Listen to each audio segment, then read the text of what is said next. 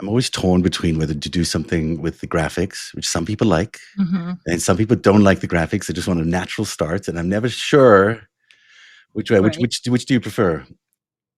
Let's just do a natural start. Yeah, Let's that's what let's I just like to jump do. in.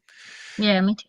So I think it's another thing is I can't tell as easily as I can on the regular Substack app whether we're live or not. But Yeah, we're there we go, we're here. live. Let's We're go live. up. I can see it. We're live. We're live. I saw your son was photobombing you today during your live shot. Yeah, was he? It was so That funny. doesn't surprise me. He's such a ham.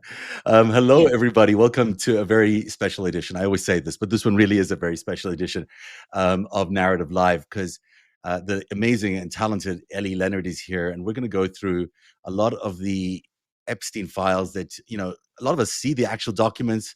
A lot of us write about the documents. You might see Hmm. excerpts of it, but we're going to go into the the real nitty gritty, look at the actual files together and some of these key documents. Some of them come from what you've been looking at, which has been so incredible. Ellie has been this look into the relationship between Bannon and Jeffrey Epstein. Steve Bannon, after he left the White House, sort of struck up a friendship, I guess you could call it that, Yeah. with Jeffrey Epstein. So Yeah, tell me a it's little bit very about what that strange. was.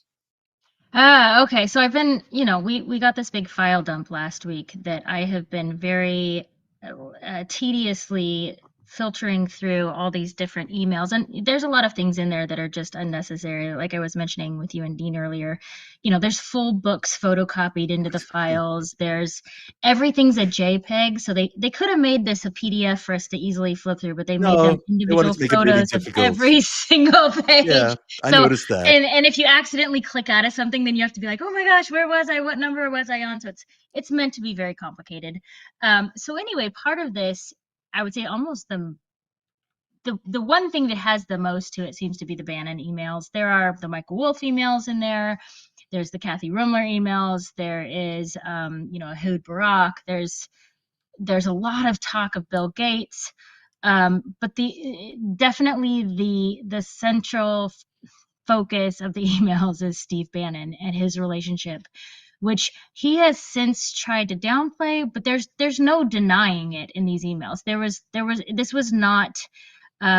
This was not him coaching Epstein or trying to help him or like teach him to be better with his life. Like this was a bro relationship, and it starts out very, I don't want to say light, but it definitely changes over time to where now I am I'm reading into the last year of Epstein's life, and Bannon definitely has the upper hand in these emails. He is the one that Jeffrey Epstein is seeking approval from, and wants to know if things are okay and what can he do and can we make a movie, and he wants things from Bannon, whereas in the beginning it was Bannon asking things of Epstein. But you can see that Epstein is sort of wilting and fading away in this kind of isolation that he's created for himself while he's under surveillance from the FBI in the last year of his life.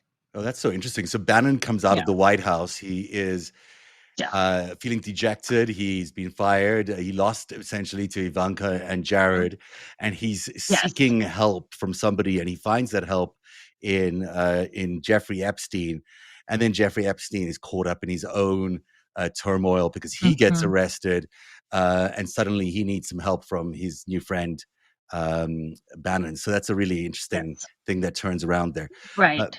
yeah, is my audio okay? By the way, it sounds a little weird to Yeah, I can me. hear you great. Okay, good. Sounds I'm good to sorry, me. it says narrative contributor there. My AI Oh came no, up with that. So I can be a narrative you're contributor. officially a narrative contributor, says the AI. So I'm fascinated because Bannon is such an interesting guy. I mean, he's been around Mhm. for a very long time. Was a Goldman Sachs guy originally in his career, Yeah. became involved in the creative industries, did some really weird movies in his time, or scripts for movies. Oh yeah. Um, and then suddenly, landed up in politics. And I've always thought his roots led us back to China a lot of the time. When I was doing the initial Mhm. investigation into the original Trump Russia, he seemed to have a lot of connections to China, not necessarily Yeah. to the Chinese Communist Party, but to this clique inside the Chinese Communist Party, which is, Mhm. I guess you could call them like a mob if you want, like an organized criminal Right. element inside the Chinese Communist Party, which holds a lot of sway, but is not maybe not directly linked, but probably still linked to Xi and his power center Right. over there. So that's just interesting as a background, because we know as well that Epstein had contacts with both the Israeli former prime minister, but also with Putin and various people in Russia. We know that Russia and China were aligned in all of this exercise to put Donald Trump into the White House, and so you can see how there's some sort of congruity there.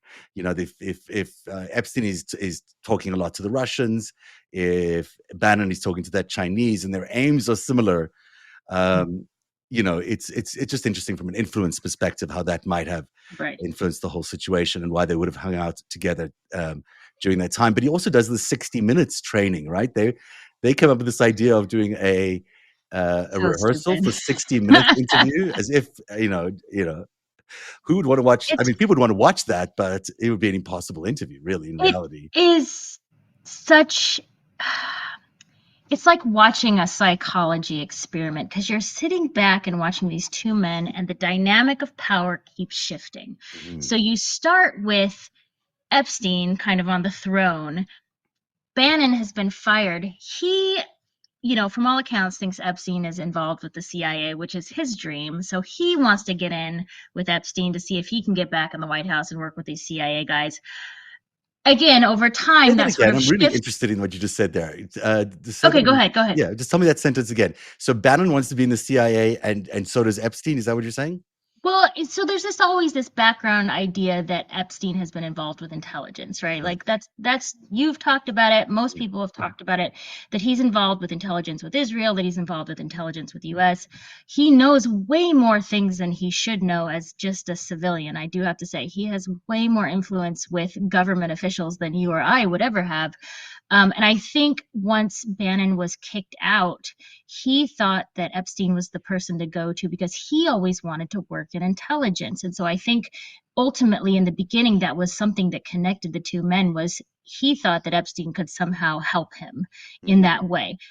I don't think that ever came to fruition, but over the course of time, that dynamic shifted to where Epstein was going, I need you to talk to this person for me. And Bannon was still meeting with really large government officials in many countries well after the time when he had been fired.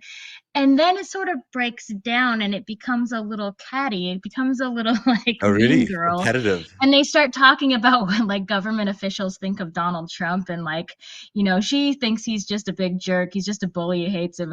And so you hear all the like background banter that these major presidents of other countries have said about the things that they hate about Donald Trump, because the whole conversation eventually just circles around Donald Trump's presidency, because Epstein thinks he's an idiot, thinks he can't tie his shoes. Bannon obviously has bad blood with the president because he's just been fired. They hate Jared. They want Jared out of but they start talking about how somebody's trying to get Jared out, but that person is also Jared's also trying to get that person out of the White House. And you hear all this kind of like catty background information on what goes on in the White House to make it sound like it's just like high school. Like you have high school running your government right now. Right. And so it's all this information that I don't think anybody was ever meant to hear. And it's just hours and hours and hours and hours and hours. Like I'm time coding it so we know how long these email chains Oh, lasted good. per day. Always in the middle of the night, 2 a.m. These men are Well, that's emailing interesting it. They never too. sleep, never sleep.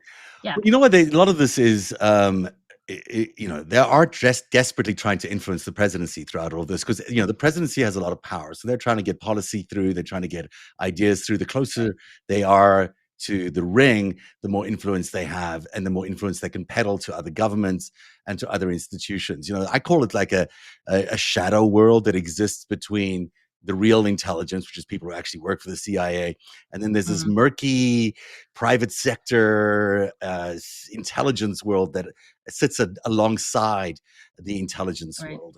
And inside there's all sorts of dirty business that goes on, and favors that are done, and contracts that are executed. Very hard to see those people. It's very murky.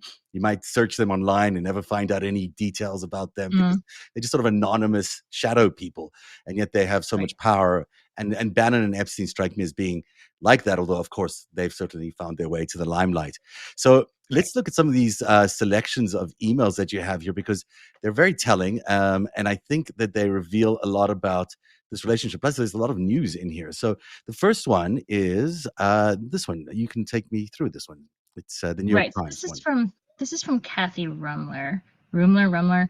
Yeah. She was the counsel for Obama, and she is sort of, because as you go through here, I'm prepared to hear that anybody is in these files. Like, I'm prepared that people that I like are going to show up in Oh these yeah. files. She, so far, is the closest person to Obama that has shown up in the files. She was his counsel. She had a very weird dynamic with Jeffrey Epstein that very flirtatious, very Mm. flirtatious. I think she might have had a thing for him. I think they keep referring to this woman called Bannon's wife or Bannon's girlfriend that's unnamed. I think this is who they're referring to. I don't know that she actually ever was his girlfriend, but I think she's just a person that they kept in their wheelhouse Mm. as like a woman in government, but also they all had a thing for her. This is Kathy Rumler. Rumler. Yes. So she's also the was, maybe is, the chief counsel for J.P. Morgan. Oh, interesting. So she had a different relationship as well with Jeffrey Epstein through the bank. So she Right. would have find all of this stuff really interesting. In fact, that they had such a close relationship is Hmm. really revealing about how much JP Morgan really knew, because here's their chief counsel in such regular contact with them. And this is, this is 2018. I don't know what year she landed up leaving JP Morgan, or how long she was Hmm. there for. But I know that there's overlap between her time there and her time with Epstein. And, at that time, they'd already washed their hands, or almost had washed their hands of him completely, because, Right. he'd been fired in 2013 from the bank. By Right. 2019, they were filing all these reports about him. And And here she is, still talking to him, I'm Yeah, I'm pretty sure. Yeah, she was talking to him definitely during the Obama administration. But the interesting thing about her is she actually wrote the blurb that they were going to send, that he and Bannon were going to send to the Washington Post to Ah, talk about how great he was and how he'd been reformed. Like, she wrote it for them, and she said, "This is what you're going to say." isn't that I don't know crazy? if that ever got sent to the Washington Post, but it definitely came from her. So she was helping them out quite a bit. So interesting to see her whitewashing this guy while she was probably still at the Mhm. bank. And that's what she's saying here. Yeah. She's saying, do you want to read this for us?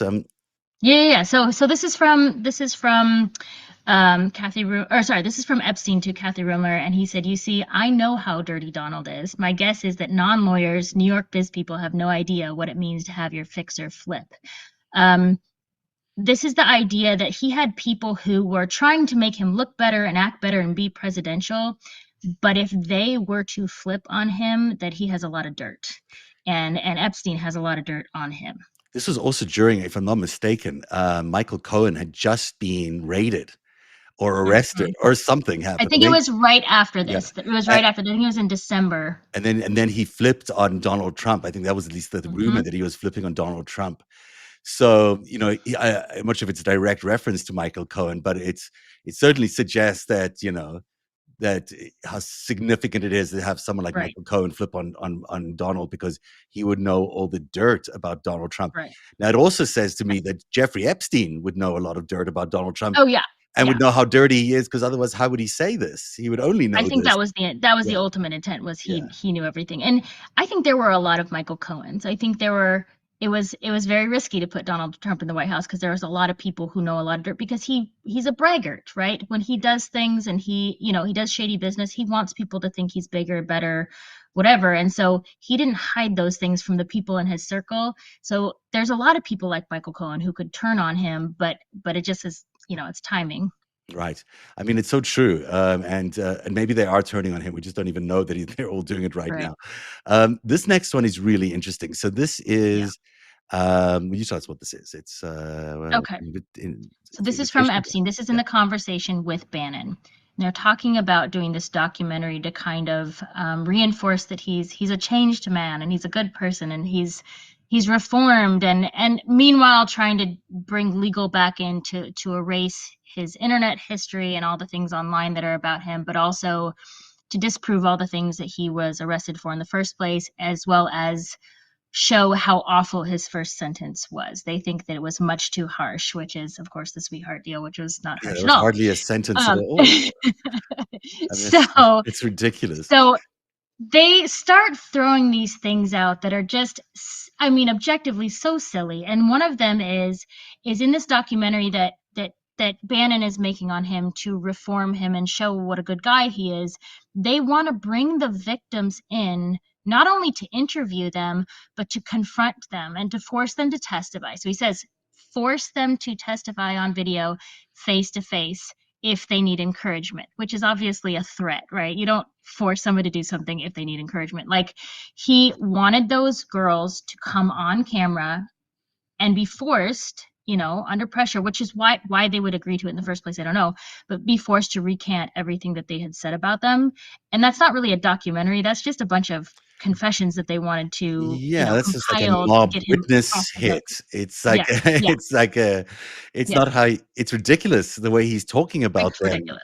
that, the girls can be forced to testify, like they're still girls. A lot of these people were women Yeah. who many years later, and, like in their 40s or 50s even, and, Mm-hmm. still thinking that you can object them to this kind of, forcing them to testify on video. It's like, Right. it's just treating them like they have no power, no say, and then to Mm-hmm. explain this face to face if they need encouragement, which sounds so sinister to Sounds so, me. yeah, Yeah, it it's just just like a mob hit. Like, if yeah, they need encouragement, we will force them. yeah, it's really gross, Yeah. and it really did reveal so Mm-hmm. much about all these. They hadn't changed one bit. I mean, they might have pretended to each other that, look, they changed, but they had not at all evolved in any way, and I don't know if they ever did No. actually. Yeah. The entire conversation is just denial about there being anything wrong. Like, and then when they do talk about, like, if it's just referred to as prostitution, which is how he liked to refer to it, um, it was a joke among his friends. It would just be a joke that he just liked prostitutes and, good old Jeffrey. But the idea that they were ever underage, the idea that he didn't receive an easy sentence, like all these things that we know to be true, Mm. the entire conversation for like 3 years is denial, Yeah. right? He thinks he's in his own world. Yeah, and look, he's covering up, obviously, and he's covering it up right till the very end. This last one is just jaw-dropping. So you've got Bannon and Epstein talking about. We'll set it up for us. They're talking about Right. a trafficking center. Yeah. So this is the same day. This is again 5:33 in the morning. So they talk late into the night, early in the morning. I don't really know when they sleep, but they're talking about. So he says, this is from Bannon, and he says, besides curing breast cancer, what about establishing the major center for human trafficking, teenage prostitution, et cetera, et cetera, et cetera, which is a global problem that needs to be solved. So he thinks that they can create like the Jeffrey Epstein human trafficking center to show that, the dangers of global human trafficking among children. Like, like it's It's just so objectively stupid that he would have his name on a child trafficking, you yeah. know, charity or what. Like, it's objectively, we can look at it and be like, well, that is ridiculous. But they literally thought that that's what they could do to help improve his image. Well, I mean, that's how rich people often do fix their images, is by, starting these centers, by these endowments. Hmm. But in this case, it's so, it's just so unaware of what he's. Even if his actions aren't what they were perceived to be outside, and I believe they're probably much worse than, Right. than we know. But even if you buy their argument that that the public is being misled into believing all these terrible things about him, even with that, why would you even consider this as a good idea? Because it's like, it's just, who would buy it? Like, make a donation or something. Like, don't start your own. It's Yeah. very well, and yeah, I think he's so isolated at this point, and he's becoming this hermit that's like living alone in his house, and You mentioned this earlier, and I he, was really fascinated by what you said yeah, about him calling. What do you call him? Oh, the pervert hermit. He was calling Yeah, himself the pervert hermit because he was sort of making a joke based on what he's being called by the media, but he is becoming this hermit who's very isolated and like pacing in his giant home in Manhattan. Like there's nobody, I think there's not a lot of people coming to his house at this point. right. And so That's true. he is living this really isolated, freaked out life because he's used to being on top. He's used to having, a certain amount of things happen per day. He's getting none of that at this point, and he's under the impression that he can literally clean his history. He can clean his record. He Mm, can clean the internet. He can clean the media, and then he can start fresh with a brand new persona where he's charitable, where he helps women and girls. You'll hear in some of the interviews that he has with Bannon that he's like, I'm really into the Time's Up movement, which was another version of right. Me Too. Like, in what world would that have ever been true? But it was him floundering and trying to reclaim himself because he didn't, like, everybody had left him at this point, and he Can you he imagine? really just had his money in his homes. And your only link to the outside world is Steve Bannon. I mean, Steve it's Bannon. Yes. horrible, really, when you think about Yeah. what an existence that would be. There's a clip of Bannon as well that he sends Yeah. to Epstein. I'm going to play that in a second, but I don't know if you saw this one. Yeah, it may have come up in your Yes. search, but it's really interesting because somewhere in here, this Hmm. is Jeffrey talking to Bannon, and he's asking, "Do you know Bill Barr, CIA?" Hmm. Now, He comes up a lot. Bill Barr knows Jeffrey Epstein, and Jeffrey Epstein knows Bill Yes. Barr from the days Dalton School when Bill Barr's father hired him as a math teacher. So they certainly would have crossed paths. Now at the time, yeah, Bill Barr was working at the CIA. He was still training at the CIA, if I'm not mistaken, Mhm. and also landed up working as the conduit from the congressional committees involved at that time in the post Watergate years to the CIA. So he's got his connections to the intelligence world. That is pretty known. But it Yeah. is interesting that, the date would be fascinating as we're talking about December, 6th, 2018. 2018. Yeah. Yeah. Hmm. And it comes along with this Alex Acosta uh, email here or this article, which says earlier this week, pedophile Jeffrey Epstein bought his way out of a lawsuit that would have given him his victim and given some of his victims the opportunity to testify about his predatory and criminal conduct. Victims Hmm. never got that opportunity when Epstein faced criminal charges because Alex Acosta, then the lead prosecutor, now the Secretary of Labor, um, Jeff Epstein, off with the, I don't know, that's Oh, let Epstein a off. little bit. So, with a ridiculous lenient sentence, despite having committed hideous sex offenses. So this goes on, and there's an interesting quote here, which maybe we don't see in this email, but it's from Marco Rubio of all people, saying how horrified he was by Jeffrey Epstein's limited sentence. I wonder if you would say that today. But in the middle of all of this is this question that Epstein is asking: is Do you know Bill Barr to Bannon?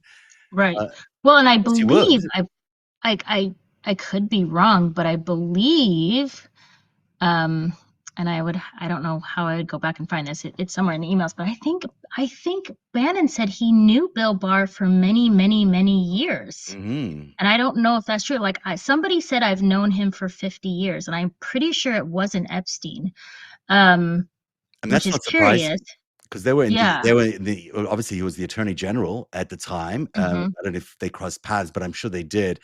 So, Bannon would have known him then, but he also would have crossed paths many times before. These two are those kinds of people who live in those shadows, a lot of that time. Right. And it certainly would not surprise me to see these two have met each other. But you're right. I think maybe they met in Saudi Arabia. Didn't they meet in Saudi Yeah. Arabia? Or was that Long that was time. that was the other guy. That was the chairman of the campaign. That was Bannon. That was Bannon. That's right. It is Was Bannon. Sorry. Bannon? Yeah, Yeah. Bannon was connected. I mean, and it could be again like the bragging of who is, lots of name droppings, and these Yeah. guys they love to name drop, but like he was connected with a lot of people. Like, you think now the story of like Jamal Khashoggi has come back to the surface, and we're hearing about like MBS, who's the guy who chopped him up and is now still crown prince of Saudi Arabia, but they were talking about these people all the time back then and their connections with them, and Yeah, that was a very big connection for Bannon, especially like meeting. He would meet with people, and again, knowing that they were involved in the killing of Khashoggi, like he was still meeting with these people. So It's yeah, so it's very interesting serious. because Epstein, of course, worked with Adnan Khashoggi, the uncle of Hmm. Jamal Khashoggi, Yeah. when they were doing arms deals back in the Iran-Contra days. And he also knew MBS. You know, there was Epstein Hmm. knew MBS because he said he would come over regularly and they would chat all the Yeah. time. I think there's a portrait of MBS in one of the homes. Um, Mhm. and Bannon too. I think that's where they met, if I'm not mistaken. Maybe it was somebody else. Maybe I have to go double check that. But I think they did meet through Saudi Arabia, or at least Yeah. have a long history together. So that's interesting. I was going to play a Bannon clip, but I'm actually just enjoying the conversation so much. Let me just show you some other things here. Yeah, Um, sure, sure. Now I went back. You know, I did The Greatest Heist, the second book. Now it's in the third chapter, Yeah. and this was me going back to the original Palm Beach investigation and just looking at all the exhaustive work these detectives did in Palm Beach for 18 months. And they packaged all this up, and then they get to the court, and he gets charged with a single count of solicitation, not solicitation Right. with a minor, but just solicitation of a prostitute. And they are like, oh, we give up. You know, he had sent all his Yeah. private investigators to intimidate every witness. Some of them arrived pretending to be police officers, and they weren't. They were just trying to find out a line of questioning or intimidate them. They basically threatened everybody that if they Right. didn't, if they cooperated with the police, they'd pay a heavy price, whatever that might mean. Or if they didn't cooperate, they'd also get rewarded. All the detectives were constantly followed around. It was a very Yeah. difficult investigation. But it's so interesting just to dig around in all of these and find these. And let me see if I can put this in as big a screen as we can because it deserves a good look. I think it's about as big as I can get it, which means I am going to have to just quickly pull it Oh. up here. Oh my. It's very, very small. Oh Um, but I can find it yeah, here and I will I read remember you. seeing this. Yeah, these are great. I love the original, like the texture of these documents are so like Hmm. they're so yellowed and look like they've been rifled through Yeah. so many times. And this is a bit of history here, of course, Yeah. because these are the actual images. I wonder if there is a way to do this. Let me see if I can do a better Like zoom in on it. screen. Yeah, I remember seeing this one. Yeah, and there's if anyone has the energy to go through them, they're fascinating. They're just fascinating reads. I just, they give you an insight into this moment of time, which is now so important to history. Let me try this. Is this any better? It looks a little cut off, but Yeah. it might be a little Yeah. Yeah, better. I think so. Yeah, that's a little better. So what are we looking at here? This, I think, is this Dershowitz? I think it might be This is Dershowitz Dershowitz, yeah. Hmm. talking to. I'm gonna help try pull it up here because I can't. My eyes are not great, so I do it this way.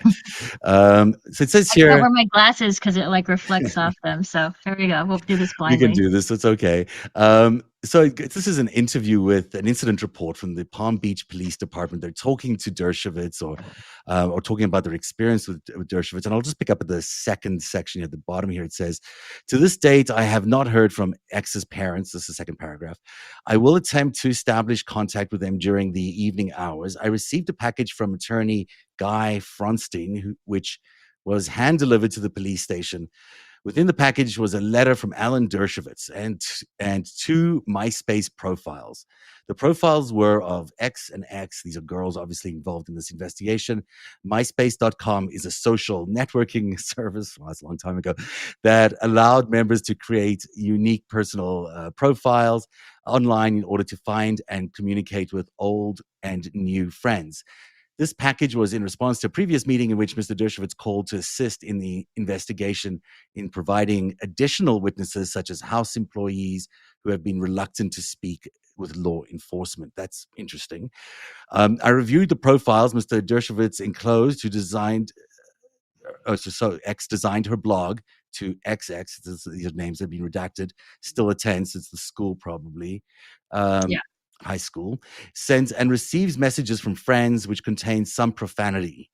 So this is Dershowitz trying to basically ruin the reputations of the witnesses Right. by Because they're high school revealing girls who are these swearing. MySpace. Yes. Upon reviewing her friends' comments section from MySpace, most of her good friends sent messages to establish contact and invite her to go out. I then reviewed her weblog, was provided by Mr. Dershowitz. Designed blog is called Pimp Juice, of course. So I would try to find something in that. Her blog started that her interests include music theater and weed, marijuana. I reviewed her packet in which, X declares her love for her live-in boyfriend. She's also using marijuana with her boyfriend, Will Tucker. Per Will Tucker. Sorry, your name wasn't redacted. Oh, well, okay. The They didn't redact boyfriends' names yeah. in any of these. The letter Mr. Dershowitz sent advised he was looking into the allegations that one of the private investigators used through attorneys of Epstein attempted to impersonate or state that they were police officers from Palm Beach. This is what I was talking about. That so Epstein sends out these guys who are investigators, and they pretend to be police officers to intimidate these girls.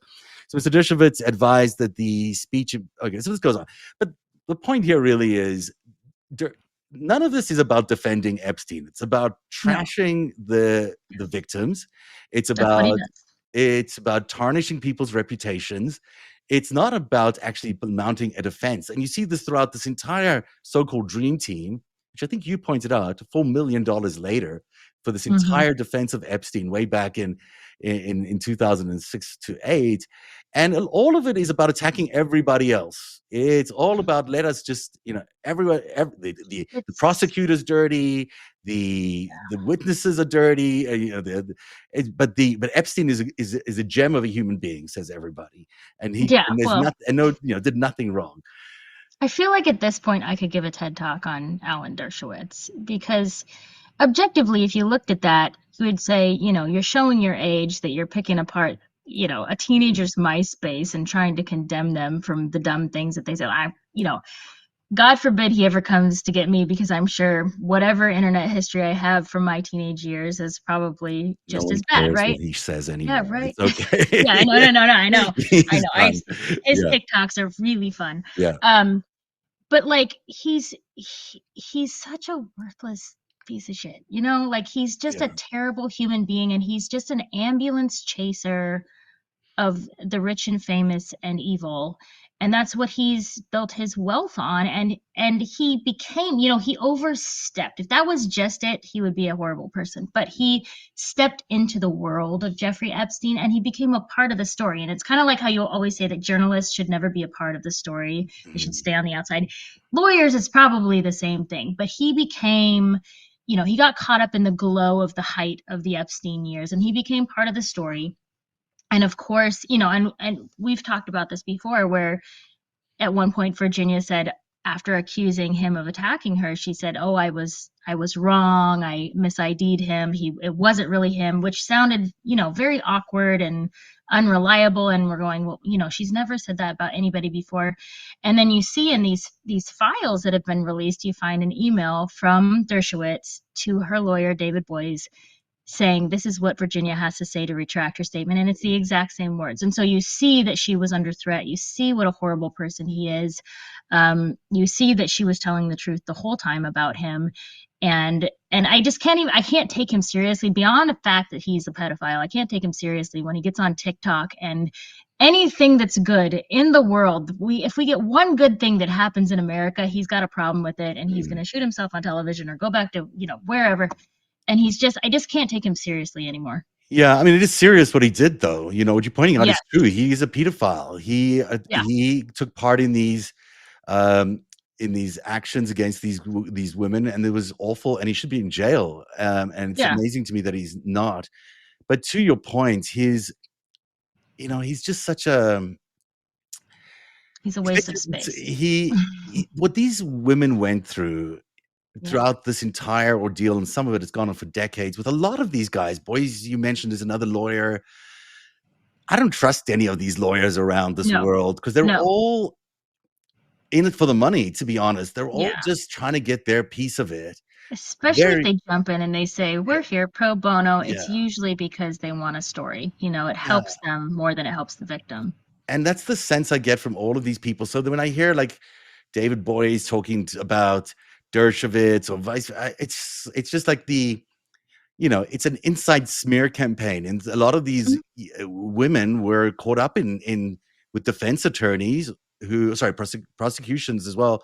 Well, they'd be defense. That'd be their No, they'll be should their be prosecutor. Yeah, prosecution. Yeah. there'll be lawyers at least who are not always on their Hmm. side. They didn't get their Right. fair shake a lot of the time, and it's appalling that Dershowitz even gets a platform in some places anymore because Right. he is he's a waste of space. He really doesn't need to be Yeah. there. He's Right. celebrated in any way. And in fact, a lot of these people need to be in jail. These are crimes. These are real crimes that happen. People Yeah. might think it's a long time ago or whatever, but these are real crimes, and people should Yeah. be paying the price for them. Here's another one. It's also hard to read. I'm sorry, I should have pushed this out a little bit, but um, this involves. I don't know if you can actually read it. Can you read it? I can't. Yeah, I can read it. Okay. Which one are we looking at? This Which is the paragraph? victim. Any of these, just pick a spot. These are the actual documents. So I just randomly picked a few and thought we could just look Okay. through them. So just Show me this. I could just read pick a one if spot. you want. Yeah. Okay, it says, I then talked to blank about truth and lying. We talked about the color sweater she was wearing. Blank denied having sexual intercourse with Epstein. She denied touching his penis. Blank again admitted to observing Epstein masturbate. Blank agreed to cooperating with the police department in placing a phone call to blank in a controlled setting. I met with blank and advised her of the families as well as blank willingness to cooperate with this investigation. Copies of this interview were placed into evidence. So interesting. I heard this a lot about Epstein, that his involvement with women was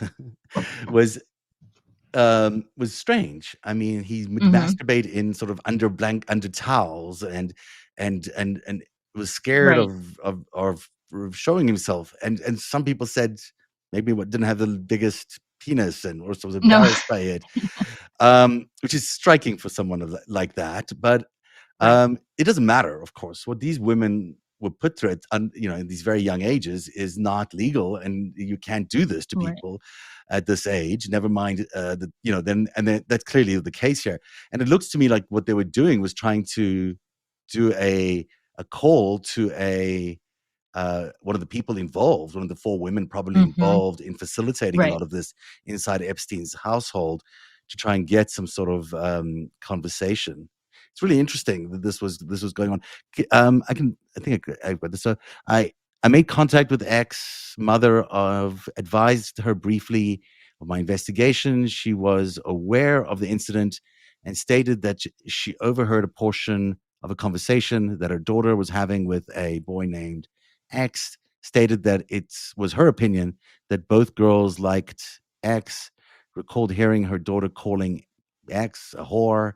Admitted that she did not listen to the entire conversation, but did confront her daughter about it. I'm not sure what that's enabled, but these are high school girls, basically, Right. from the local high school that have been lured over to this billionaire's home, $200 a pop for the massage, or so-called massages that they were giving them, and then $200 for the person who was recruiting them. And this is the pattern that Yeah. the police, Palm Beach Police Department and the FBI then pulled together. Is this like, if you gave the massage, but then your next thing was, if you brought one of your friends over, you would get $200 for the recruitment piece of it. And Right. that's how Yeah, it they'd was just a ingratiate them into the system of yeah, it was basically a pyramid becoming, scheme. yeah, a human trafficking scheme. Right. Which is, it's just interesting. Here's another, listen, a 14-year-old, worth remembering this as we read this, being interviewed by the police department. Do you want to pick a section? If you want. Yeah, I'm wondering if this is the original victim number one from the 2006 case, because there was a 14-year-old whose mother reported it. So Detective Dawson and I attempted to contact blank in Royal Palm Beach. I left my business card at her front door. Blank returned my call and arranged a meeting with me at the Palm Beach Police Department for November 8th, 2005. At approximately 2 o'clock, Blank arrived at the Palm Beach Police Department. She was brought into the interview room, and the door was closed for privacy. She was told that I appreciated her coming to the police station for questioning regarding an ongoing investigation. She was told that I was investigating a crime involving Jeffrey Epstein and knew, based on the investigation, that she had encounters with him in the past. During a sworn taped statement, Blank stated that she had met Epstein approximately 2 years ago. She was Oh, first wow. introduced to Epstein by blank blank Blank, I'm guessing that's Ghislaine Maxwell. Mhm. Blank approached her about working for Epstein and provided a massage to him for $200. So it's just kind of your very typical, the story you hear over and over and over again, Yeah. which, But you know, if she met at 2 years prior to this, is she oh 16 here yeah. or is she 12? Is that what they're She uh says 14-year-old yeah, victim. yeah. So Yeah, I she don't would know have if they met. 12? Ooh. I mean, that's not unlikely. Yeah, it's It possibly had true. It's crazy when you it think had about it. happened. Yeah. 2005 puts us right after this would have could have been that could have been the original case Yeah. that tipped them off right after Donald Trump steals that house and also maybe have tipped them off. Yeah. It's interesting. It's so interesting to see that come up, and you see the detail there of the $200. Yeah, Um, which is the same thing. And then we finally saw that when, I don't know how many weeks ago it was, when they released the two ledgers that showed two payments to Prince Andrew right. for $200 for a massage, that like they literally they didn't even try to hide it in their payments. They listed, this is a massage for Prince Andrew, $200. So, They and thought they everything could else get was away with checked. it. I mean, they thought this was going to be I know. fine. I mean, this was just the cover story, and no one would ever touch them. And he Well, made, when all this started, there was no internet. You know what I mm, mean? Like they didn't have the ability to send information the way we do now. My guess is if they had, they would have been a lot more careful, but thankfully they didn't. And so now we have all this that they sort of didn't cover their yeah. trail. These reports look like they're written on typewriter. I mean, Hmm. that's how long ago this was. It's what we got here. So these are the trash pulls of the police department. I know we don't have that much time, but it's just Right. I was asked by Sergeant Daniels something to begin conducting surveillance and trash pulls. Reference detectives Pagan conducting a criminal investigation involving Jeffrey Epstein. I was advised that Epstein was possibly engaging in sexual contact with young females. In 2005, I made contact with the town of Palm Beach sanitation office supervisor and requested trash pulls. On March 11th, 2005, I responded to the area of the house. This is the Epstein place in Hmm. Palm Beach, and met with Palm Beach sanitation employee. I observed him entering the driveway into the empty sanitation truck. I followed Williams to a nearby area where he turned over 17 white plastic trash bags, which were collected from Epstein's property. I took the trash bags to the sanitation department where I sifted through its contents. I collected mail correspondence from Armani Exchange addressed, Armani Exchange, interesting. Interesting. Jeffrey Epstein note paper with an important message, note papers addressed to, That's how brazen he was. He's like, I'm gonna contact these girls on Jeffrey Epstein header. right, You know right. what I mean? Also, whoever this Peggy Siegel is from US Airways. And, She so Peggy Siegel mhm. is, I forget who she worked for. She's his super PR person. And she shows Interesting. up a lot in these files. She was the person who like marketed him. She is a shady, shady character, and she comes Hmm. up a lot more in the course of she's in emails. There's emails from her as well. Interesting. Let's just finish up Yeah. here to see if there's anything else. There's Ghislaine Maxwell's name comes up here. So these are food, health department, food services, and then for Janus something and Ghislaine Maxwell note paper with names and phone numbers. Photocopies of the trash collected were attached with the supplement detective. So I mean, these guys did a thorough job. It did. Yeah. They Well, really investigated this. Final one here. I don't know if you have to run. I'm sure you do, but no, no, no. You're good. You're good. this is about the hidden cameras and photos. I'm trying to. Yes. You want to pick a Which section there? she denies. Like, Ghislaine Maxwell denies all the pinhole cameras, Yes. other than she said there was a point when they thought an employee was stealing from them in Mm. Palm Beach, and so they set them up for that reason. Then it was But convenient.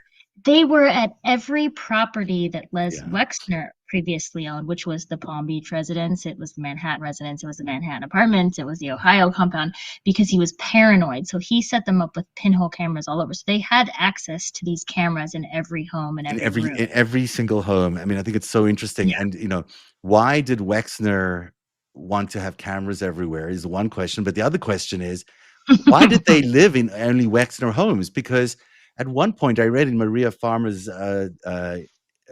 interview that she said that Ghislaine said flat out they work for Wexner.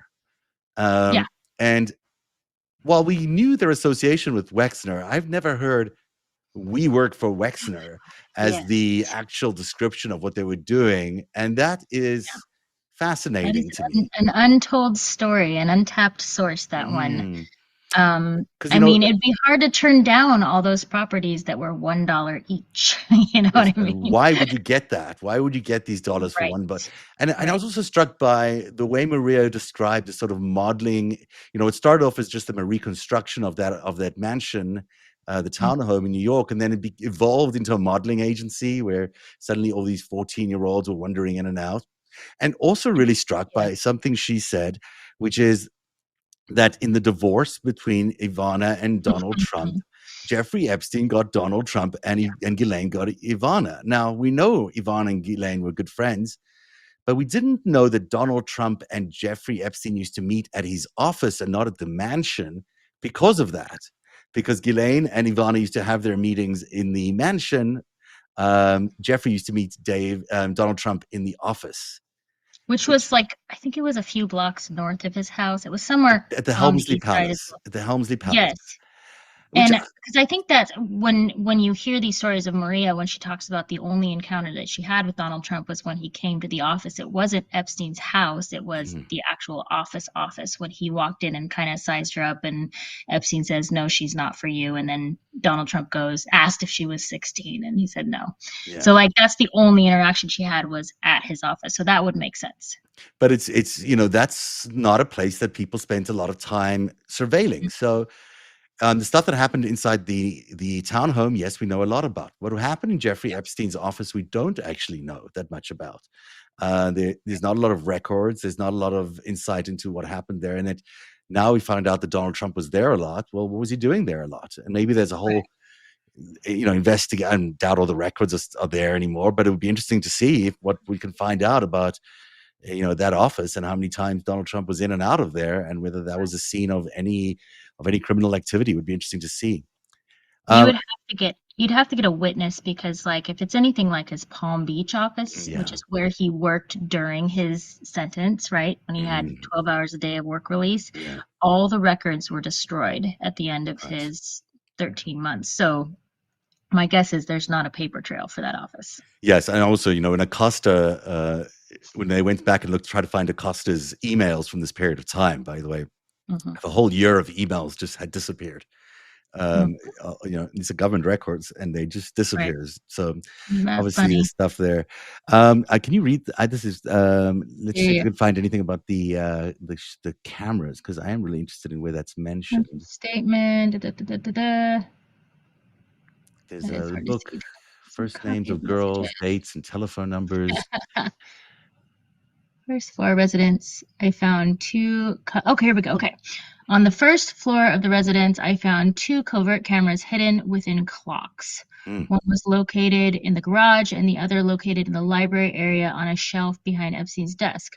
A computer was located which was believed to contain the images from the covert cameras. The computer's hard drive was reviewed, which showed several images of blank and other witnesses that have been interviewed. All of these images appeared to come from the cameras positioned behind Epstein's desk. Hmm. I don't know if we've seen any police. We've seen that we knew that those tapes were taken, but I don't recall ever seeing anything like this where they talk about where these cameras were hidden, Right. and We what just they have a showed. list of like the evidence. So there's Yeah, a list of like the things they pulled from the house and it talks about VHS, a bunch of VHS yeah. tapes, but they didn't say from where. That's interesting that there were all these cameras. We've known there were cameras everywhere, but seeing it in black and white like this, or black and Yeah. yellow like this, it's interesting. There's an enormous amount of evidence clearly in these FBI files because it includes this. So when you talk about what's in these files and how much evidence there is involving how many well-known people, we're talking, many years, 15 years maybe, of recordings taken from pinhole cameras and other places of these girls and people. So there are terabytes and terabytes of not terabytes, maybe 300 gigabytes is what they say, but there's a lot of data including video and photos that are going to come out with these Epstein files. And this is just the police, the Palm Beach, report from 2005, 2008. So this is still very early on, Right. but And you go ahead. wonder of the things that they collected, is that still kept in evidence somewhere? Is that in the DOJ? Did that go back to like the Epstein estate? All of this landed up going to the DOJ files because this became the source material for that prosecution, which landed up with that plea deal. So Okay. all of these documents landed up on Marie Villafana's desk Right. in Miami when she took over this case. And as to writing this about us in The Greatest Heist, this story of Villafana and her and Nesbitt Kirkendall, the FBI agent who's on this case, is just I wish I knew them and I wish I could reach out to them. I've tried, and Like maybe all of them, I wish I could reach out to. but it's these two women who are quite powerful women who are really determined to take on this case, and they put in so much work. They come up with such a phenomenal indictment, and then they come up against the wrath of Darth Vader himself, Ken Starr, when he arrives, and just tarnishes everything they've done and destroys their reputation. And it was Dershowitz and Black and Starr and Lefkowitz and all these people from that law firm where also Bill Barr worked. Yep. You Gosh, know, can you imagine? yeah. One big happy family.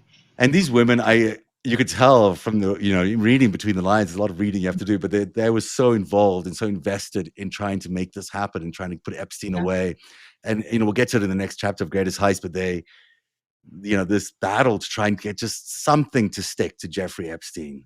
And then they finally just get that one last thing as they've been shut down from every which way they can. And it's not because the evidence isn't there. It's not because the case isn't solid. It's because Epstein had $4 million to spend on these high-powered That was just lawyers. Dershowitz. Oh, He is that spent just more than Dershowitz? that. That was just Dershowitz. If you look through, there's a list somewhere, and I don't know if it's in these files or somewhere else, but there's a list of all the lawyers and what they were paid. That was just him. I mean, why would a guy do that if he's just, if he's just had a, mistaken, romp with a underage girl? No, this is Right.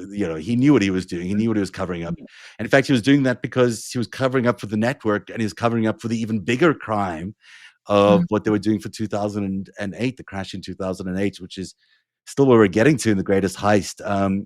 So, it's quite a story. I know we exchanged some emails the other day, and you were like, "How deep does this really go?" And it's pretty wild. I don't know.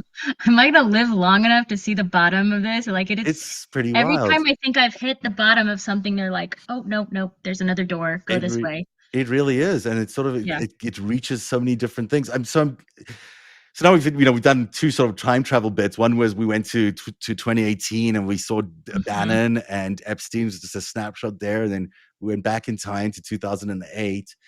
What are your thoughts? My thoughts are I really want to finish those emails. It's so extensive. Like I don't know if you've opened up the files that they drop, but they're separated to images, and then in the images there's a folder that's for 1, 2, 3, 4, 5, 6, 7, 8, whatever. It goes up through like I don't know what number.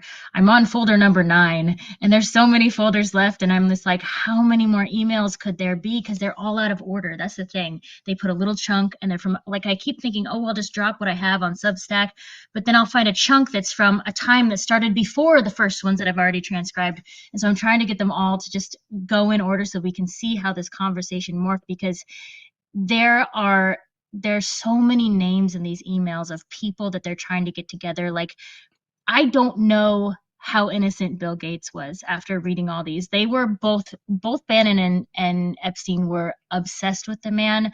And they kept making fun of Melinda because she did not want her husband to have anything to do with Epstein. She knew from the beginning, you do not go near that man.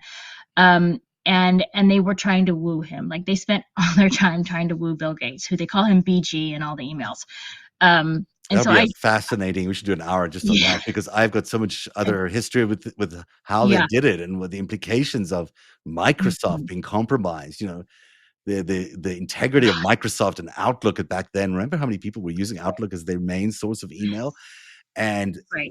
it was all compromised through this relationship with Jeffrey Epstein Right. and Bill Gates. And but I'm really interested that there's all these Yeah. emails about that. That's really Well, and interesting. there's a comedy side of things too, because Epstein didn't expect us to see these emails, and some of the emails he's sending to himself, and it's just an info dump of something he wants to look up later, and it's just a bunch of individual words, and it's all his like penis disease diagnoses and things he's gonna Really? like look up on WebMD later Yeah. on, but he just dumps all these like individual terms to look up later, and it's sent to himself, and it's just so funny because you can just see him spiraling. He's just absolutely spiraling.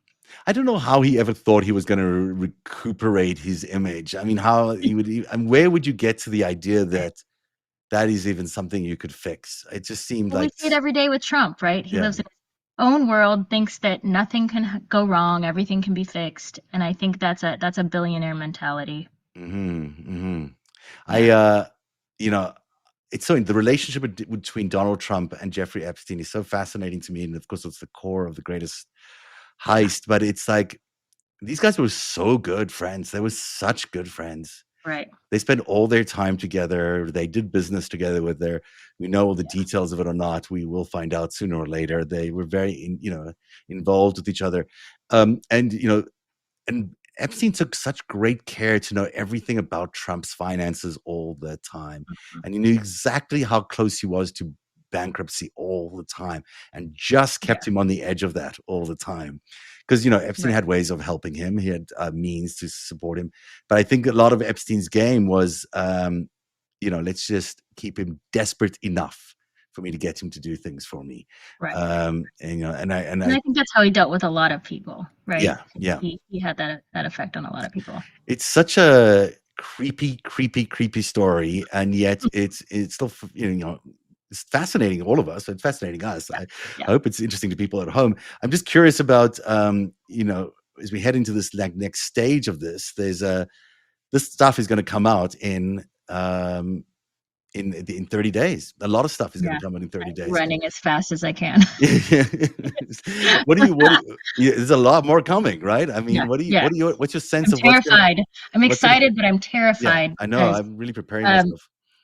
yeah, because it's just going to be the same thing, but like at a massive, massive scale. Like Mm. this is 23,000 documents. We're dealing with like 100,000 documents. So um, it's just how much time and effort does it take to really know what's in there and not just like scan it? Because there's a lot of options for people to like, people have created these kind of like digitized sources where you can look somebody up and see where they are in the files, but nobody's reading the whole thing to see I what's know you're missing. the only There's a one lot. reading the whole thing, I think. Right, right. I know. I'm that Thank much of you. a nerd that I'm doing this because I'm finding things that just aren't talked about. Like Dean was saying, there's a ton of stuff in there that no one's talking about, and I really just want to find that because I think that's how people get away with stuff. Is it's complicated, it's deep, it's hidden in files, and no one's looking for it, and so they keep getting away with stuff. And I guess I'm just tired of that.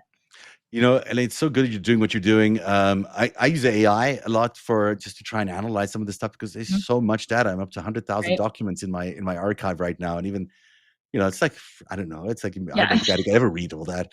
It's limiting. But the other thing that I find really interesting and very useful, and by the way, I can take a couple of questions if people want to ask us on the chat, is mapping these timelines on top of each other because when you take the court case, the human trafficking court case, and you overlay it over the Mhm. 2008 crash, and then you overlay that across all over the politics of the time, and the election of Barack Obama, and I was covering that at CBS at the time. For me, it's very interesting to see it through that prism when you're overlaying all these events on top of each other. You learn so much Right. more about the context in which they were happening, um, which is so revealing to me. And it's not that long ago. Lots of us will live through it Mhm. to recall how it was. Um, it's a question: where do you get all this data? Says Bob Belanger. Do you answer that? Okay. Well, I mean, we could probably put it in the notes, but there's just a link to the House Oversight Committee they have a drive. It's just a Google Drive, which is Yeah. kind of funny. But then they have a backup Dropbox, but it's the entire thing is on a Google Drive, and it's just it's in text, it's in images, it's in some other couple of categories, but then you open it up and it's just a massive amount of files that you have to look at one at a time and close, and then look at the next one and close. And it's made to be clunky, but they're all in there, but there's no categorization of them, so you can't look up by email, you just literally have to scan through. And so I'm keeping notes about where I'm finding things and like what the file name is, because they're sort of in order, but they're not. Like the numbers will skip and jump. So it's in there, but at least the email part I'll be putting on Substack when I'm done. It's very it's the more eyes on the stuff, the better off. So if people just want to, as an amateur sleuth thing, if you feel like going to oversight, the House Committee's oversight committee, inside there you'll find these Dropbox and Google Drives, and people should just dive through them. You might find something. It's like a giant treasure hunt. And as Ellie's pointing out, on her Substack, she's putting the Bannon Epstein files, as it were. Tell the people about how that's going to roll out over the next period of time. Okay, so I mean, I'm going to be doing other people as well, because there's a lot of Michael Wolff emails, there's a lot of like Larry Summers emails and Ehud Barak's emails. So I'm probably gonna have smaller files or maybe combo files of certain categories of people and show their email threads.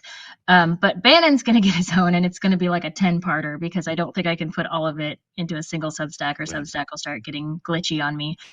But what I'll do is it will just be in chronological order, and I have the dates for each section. They talk so many times per day, so I'll put the date at the top of the day that they're talking about, and then I'll have a little timeline of when they started talking, 2 a.m., when they finished talking, 5 p.m., and just have that at the top. And then and just so you're going to see how long they talked that day, where they were, what they were doing. And that's so useful. It's really useful information. Someone's saying here, Watergate was broken through investigative journalism. How's the word of this going to get out? I think it's getting out. I don't think that. I think that the reason we're at where we're at today, where these files are unanimously approved by two houses, by the House and the Senate, I mean, I think it's coming. I think people, it's certainly an effort of many people who have come together, but it's coming. It's coming. And people should be really happy that they have been a part of this effort to get this word out, because a lot of the people here on Substack are the people who've been able to get a lot of this word out. So, keep it up, everybody. Don't let the guard down. A lot of coffee out there. Yeah, it's true. Right now. Is Michael Wolff guilty of relations with girls or young women? Oh, so far, no. He's just guilty of probably knowing about it and wanting to get a scoop more than wanting to report something that he knew was going on. So he's complicit in he's negligible or negligent. He should have said something a long time ago, but he sat on a scoop hoping he would get some kind of a contract. And no one wants to publish this book. Yeah. Right. Are these files from the estate? A lot of them. Some of the ones we showed you from the police department were not from the estate, but a lot of them are from the estate. What else? Let's ask one more here. Cohen has said some things that really leave me curious. Yeah, Cohen's an interesting character for sure. We all have questions. Cohen says it was before his time. Look, a lot of these guys at the time, they didn't think that this was just the norm, I guess, in that world. So they don't see it the way many of us can see it. So, who knows? Maybe there's some latitude there a little bit, but not much. I guess that's it. So thank you, everyone. Thanks for being here tonight, and thank you, Ellie. It's so great working with you. Everyone should check out your Substack, which is I'm never going to get this right. Panic's Unpaid Writer. You got it. Ellie Leonard. She's not panicked anymore, and you're not. I'm a little panicked. A little bit panicked. Okay, and she needs to be paid. So sign up for her amazing Substack, and a paid subscription there is worth every cent, because she's putting in painstaking work at the craziest hours. Because we're sometimes emailing each other really late at night, and I'm like, "What? You just responded?" Because we're both sitting around looking at stuff. I have to say too, though, everyone should they should subscribe to The Greatest Heist, because I'm learning. I think your brain works over here and my brain works over here. And when you put them together, it's like the whole entire story. So I'm learning so much about like the financials and the Mossad and the kind of like the history. And that's helping me so much fill the gaps with the side that I'm working on. So I'm really grateful for that because I'm like reading it intently. And I went back and I read it again. And then I'd listen to it while I was folding laundry. And like, I'm just like absorbing this because it makes everything else make sense when Right. it otherwise These were wouldn't. two sides of an operation. But they were both important. Yes. They both kept the network together. They both gave each other meaning. And what you're about to find out in the next chapters will blow your mind away. So I'm not even going to give it away. But it gets good. It gets really good. So everyone should subscribe to the Greatest Heist and to Ellie Leonard and the Panic Unpaid Writer. Almost Thank 1,000 you. people here tonight. Thank you so much for being Yay. part of this Substack Live. We'll do this again, I'm sure. I hope you get some Yeah, for sleep. sure. I know you're busy as I'm anything. taking off the next, what is it? What do we have? Tuesday? I'm taking off Tuesday, Wednesday, Thursday, Friday. I'm taking off the next 4 days Oh, other than wow. Thanksgiving to You just just do these damn emails. Oh I no, gotta get them done. you gotta have your Thanksgiving. Oh, Tell me, are you doing another Substack live in like a few minutes from now? Is that right? Or are you at yeah, something I else? think so. I think I'm jumping on with Rick Herbst Oh in a my few minutes. gosh. You're a Yeah. busy, busy person. So I'm going to let you get away and do what you need to do between that. Thanks for being here, Ellie Leonard, and I'm Zev Shalev. This has been Narrative Live on Substack Live. We'll see you next time. Goodbye, everybody. Bye, guys. Cheers. Thanks, Ellie.